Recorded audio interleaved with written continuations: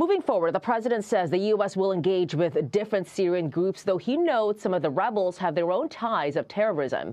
Administration officials also say they need to make sure there is no resurgence of ISIS. To that end, yesterday, the U.S. launched dozens of strikes on more than 75 ISIS targets in central Syria. General Michael Eric Kurilla says there should be no doubt we will not allow ISIS to reconstitute and take advantage of the current situation in Syria. The U.S. has another priority, securing the chemical weapons possessed by the Assad government, preventing them from getting into the wrong hands. Still, the Biden administration says it has no intentions of intervening militarily. On that point, the administration and President-elect Trump agree. Trump says the U.S. should stay out of the fight in Syria, and like the president, he believes Russia's abandonment of Assad led to his downfall.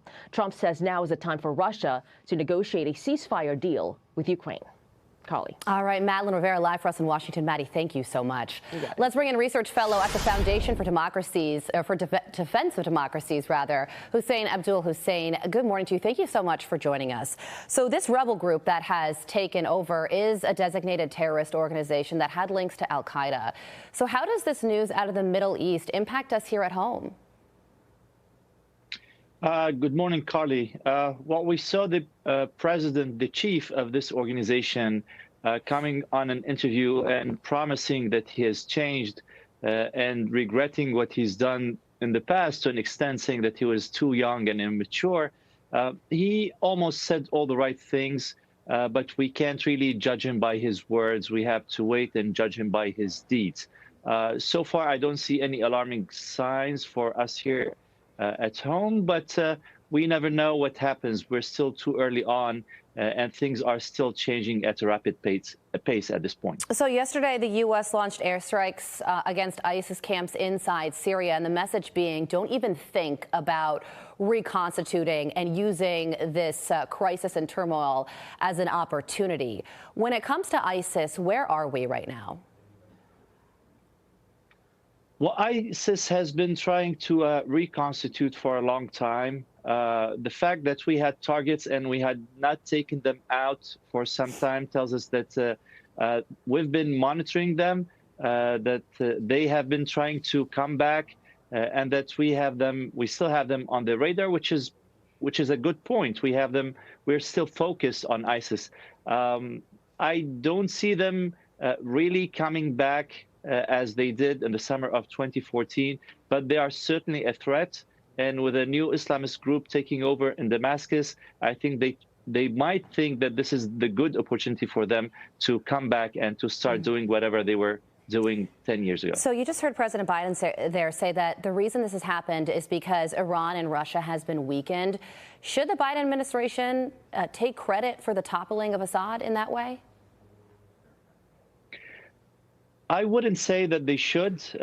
Most of the steps along the way that got us here, mainly the fight that Israel has launched against the proxies of Iran, Hezbollah in Lebanon, and Hamas in Gaza, the administration has not been as supportive. The administration has always called on de-escalation and sort of a band-aid solution in that part of the world.